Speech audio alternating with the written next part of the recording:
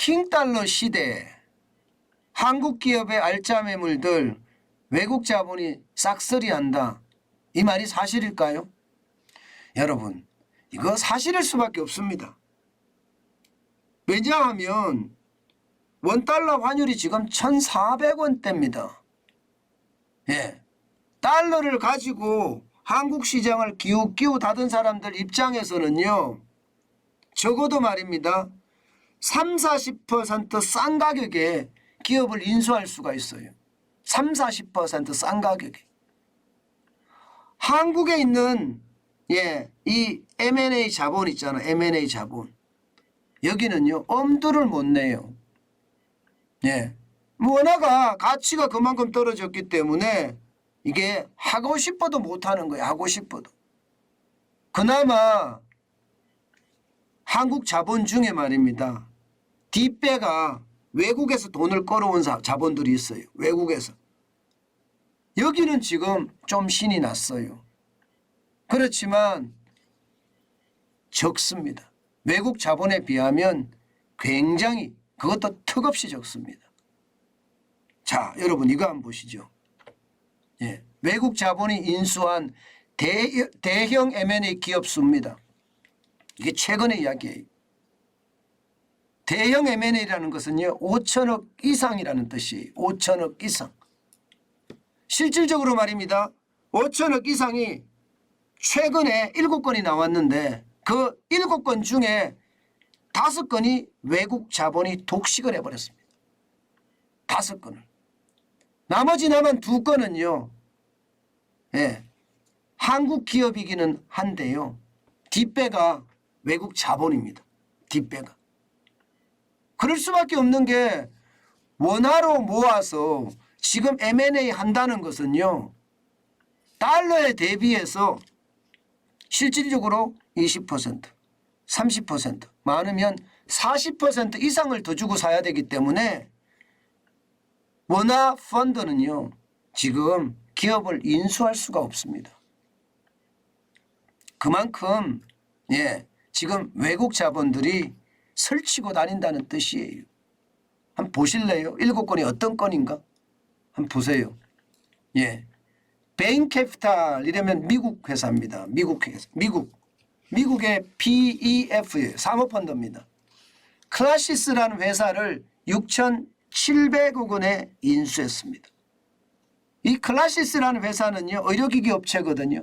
의료기기 업체가, 여러분, 의료기기 업체는 차세대 성장 산업이라고 이야기할 수도 있거든요. 그런데 여기가 6,700억에 그냥 인수를 해갔습니다. 야, 이거를 보면 여러분 진짜 눈물 난다 이렇게 이야기합니다. 그 다음에 두 번째가 베어링 PEA예요. 유럽 업체입니다. PI 첨단 소재를 이게 1조 3천억 원에 인수해 갔습니다. 1조 3천억 원에. 그리고 네 번째가 블루필드입니다. 캐나다입니다. 캐나다 PF 사모펀드입니다. SK 머티리얼즈의 산업가스 설비 1조 원에 인수했습니다. 그리고 캐펠 인프라 펀드 싱가포르입니다. 캐펠 인프라는 대한민국에 처음 들어온 거예요.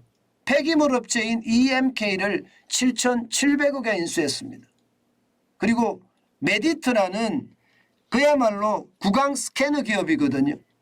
이것도 매출이 굉장히 좋습니다. 그런데 미국계 칼라일 그룹이 3조 원에 인수를 했어요. 3조 원에. 그러니까 7건의 큰 거래가 나왔습니다마는 전부 다 누가 인수했다? 외국계가 인수했다. 그나마 여러분, 그나마 한국계가 인수한 것은 ENF P입니다. ENF 사모펀드예요. 여기서 KG의 ETS 폐기물 사업부를 5,300억에 인수한 게 거의 유일이라고 이야기를 해야 되는데, 사실은 한행컴퍼니가 SKC 필름 사업부를 1조 6천억 원에 인수한 게 하나 더 있어서 유일은 아닙니다. 그렇지만 여러분, 이게 달러를 가지고 들어오는 사람들 킹달러라고 해요? 갓달러라고 합니까? 킹달러나 갓달러가 지금은 굉장히 많이 우리나라 기업들을 싹쓸이한다 이렇게 이야기할 수가 있고요. 예, ENF나 ENF 한국 한행컴퍼니 같은 경우도요. 여러분 이 뒷배가 제가 말씀드렸잖아요. 예, 결국은 말입니다. 킹달러 덕을 보고 있습니다. 왜냐하면 해외 LP로부터 기관 출자자들이죠. 예, 해외 기관 출자자들로부터 펀드 자금을 출자를 받은 곳이니까요. 예, 한원 컴퍼니 같은 경우도 반드시 받았고요. 그러니까 이게 달러를 가지고 받은 한국 업체도 유일하게 이게 결국은 기관 출자자기 때문에 해외 기관 출자자기 때문에 이것은 결국은 킹달러라고 봐야 됩니다. 결국 말입니다. 한국 업체가 인수를 했다고 하더라도 킹달러잖아요. 이건데 나중에 다 내줘야 되잖아요. 예, 그렇게 상황을 생각을 해보면 여러분 참 우리나라 진짜 심각하다 이렇게 이야기할 수가 있고요. 문제는 앞으로입니다. 앞으로도 마찬가지가 될 것 같아요. 앞으로도 마찬가지가 될 것 같은 게 원달러 환율은 계속 올라가잖아요. 지금 원달러 환율이 떨어질 거라고 예상은 안 합니다. 안 합니다. 그러니까 원달러 환율이 안 떨어지면 여러분 어떻게 될까요? 앞으로는 외국 자본이 저는 더 많이 싹쓸이를 할 수밖에 없다고 생각을 합니다. 알짜 기업들이 다 넘어가는 겁니다. 다 넘어가는 거예요. 지금 뭐 그렇게 되고 있으니까 말입니다. 외국 자본이 그만큼 말입니다. 싸게 한국 기업을 진짜 죄송한데요. 제가 이런 표현을 진짜 안 쓰려고 했는데 먹어치운다는 뜻이에요. 먹어치운다. 앞으로도 말입니다. 더 많이 먹어치울 가능성 굉장히 큽니다. 굉장히. 원달러 환율이 1,500원 올라가는 건 당연하고요. 더 심각한 것은 1,400원대에서 이게 쉬이 안 떨어질 거라는 거예요. 쉬이 안 떨어질 거라는 거. 그렇게 생각하면 진짜 장난 아니죠. 사실 슈퍼 엔저가 되니까 일본의 기업들도 사실 외국인들이 지금 많이 인수한다고 하거든요. 그거와 마찬가지로 한국에서도 이런 일이 엄청나게 크게 발생을 하고 있다. 이런 얘기입니다. 참 안타깝죠. 마치 말입니다. 여러분 우리가 IMF 때 외국 자본들이 들어와서 한국 기업들을 싹쓸이 했잖아. 싹쓸이. 뭐 삼성전자에 외국인 지분 넘치잖아요. 우리 금융회사들의 외국인 지분 보면 넘칩니다. 전부 다. 50% 넘습니다. 어떤 데는. 그것들이 다 보면 IMF 때 한국에 들어와서 말입니다. 삼성전자든 우리나라 좋다는 기업들, 좋다는 금융회사들 외국계 지분이 굉장히 높은 게 바로 그때 다 먹어버렸습니다. 지금 이렇게 되면 여러분 저는 앞으로 더 심각한 상황이 갈 수밖에 없다고 봅니다. 그렇다고 지금 당장 해결책이 있느냐? 글쎄요. 해결책은 있을 것 같기는 한데요. 참 안타깝다는 그런 생각을 진짜 많이 합니다. 당장 말입니다. 이 해결책 중에 첫 번째가 제가 무역적자를 줄이는 일이라고 했잖아요. 무역적자가 줄어들면 달러가 시중에 계속 많이 들어오고 한국으로 그렇게 되면 환율이 내려간다 이렇게 이야기를 했는데 이게 말입니다. 참 우스운 이야기가 나오는데 제가 절전 10% 국민운동 하자고 이야기했잖아요. 그런데 정부가 이 공공기관이나 또 정부기관에 지침을 내렸는데요. 겨울에 실내 온도를 17도를 유지한대. 17도. 제가 그것을 보면서요. 진짜 많이 참 위기의식이 진짜 없다. 그런 생각을 했는데 당장 그렇게 되니까요. 기사가 막 떠요. 기사가.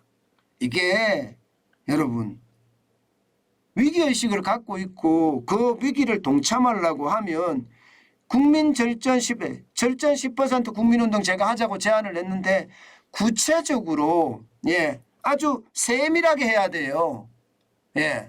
그런데 얼렁뚱땅 툭툭 쳐넘기는 거 저는 그런 게 있다고 생각이 들거든요.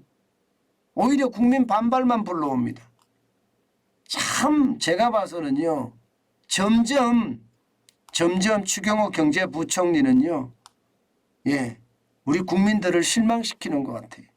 그나마 믿어보려고 하지만 자꾸 실망시키는 일들이 벌어지거든요. 이게 국민적 공감대를 얻어서 이게 함께 가자. 위기를 함께 넘자. 이런 감성이 거기에 지배를 해야지 이게 국민적 공감대를 더 크게 얻을 수 있거든요. 옛날하고 똑같잖아요. 공문 하나 내려서 17도로 유지해. 이거야말로 전근대적인 사고방식이고 이런 게 결국 위기를 불러오는 거거든요. 저는 그렇게 생각합니다. 여러분 생각을 바꿔야 돼요. 생각을 바꾸지 않고 변화를 일으키려고 그러면 굉장히 어렵습니다. 제가 단적인 예 하나 드릴까요? 여러분도 알다시피 SPC 말입니다. SPL이라는 공장에서 젊은 청년이 끼임 사고로 사망했습니다. 그러면 굉장히 적극적이고 능동적으로 거기에 대한 대처부터 먼저 했어야 돼요. 그것도 말입니다. 책임자가 그것도 전체를 책임할 수 있는 책임자가 나서서 공장을 수도하고 이 처리가 될 때까지 이 공장은 애도다. 손해 좀 보면 어때요? 사람이 죽었는데 손해 좀 보면 어때요? 그러면서 그 끼임사고로 돌아가신 그 젊은 여성이었습니다. 이 친구의 어떤 소녀 가장이라고 이야기할 정도에 그러면 이 가족이 어떻게 물론 이 친구에 대한 것도 마찬가지고 가족에 대한 것도 마찬가지고 어떻게 할지 그것부터 먼저 고민을 했어야 돼요. 그런데 사람은 어디 가버리고요. 그 다음 달부터 공장 가동을 했다고 하잖아요. 참 생각이 없어요. 진짜 생각이 없어요. 그리고 나서 창업주가 그룹 회장이 사과를 했지만 사과하는 날도 여러분 아시겠지만 마지못해 사과하는 듯한 느낌을 많이 받았거든요. 마스크 쓰고 이야기를 하는데 그 목소리가 억지로 내용을 그냥 줄줄줄 읽는 모습을 보였습니다. 이래서는 안 됩니다. 요즘 젊은이들의 감각에 어울리지 않는다면 결국 말입니다. 철퇴를 맞을 수밖에 없습니다. 지금 SPC 어려워요. 그 바람에 가맹점주들만 지금 고생을 하게 생겼습니다. 이게 감수성이 아직도 옛날에 머물고 있는 거죠. 지금 추경호 경제부총리나 이 경제팀이 절전 10% 국민운동 제가 이야기했을 때 이거 굉장히 국민들에게 호소해야 되는 부분이에요. 옛날처럼 강제적으로 그냥 밀어붙이 이제는 그런 게 통하지 않습니다. 많은 사람들의 공감을 얻고 설득을 하고 그래야만 가능한 일들을 참 이렇게 대응한다는 게 안타깝습니다. 그렇게 되면 여러분 이게 원달러 환율 쉬이 내려가지 않을 겁니다. 빨리 깨달아야 되는데 모르겠습니다. 제가 보기에는 좀 답답해 보여요. 저는 기자 생활을 오래 했으니까 돌아가는 이 시류를 읽는 거는 제가 좀 빠를 거 아니에요. 그래서 추경호 경제부총리의 어떤 경제팀이 대응하는 속도가 좀 안타깝다. 좀 빨리 현실을 더 깨달았으면 좋겠다. 그 생각만 요즘은 많이 들고 있습니다.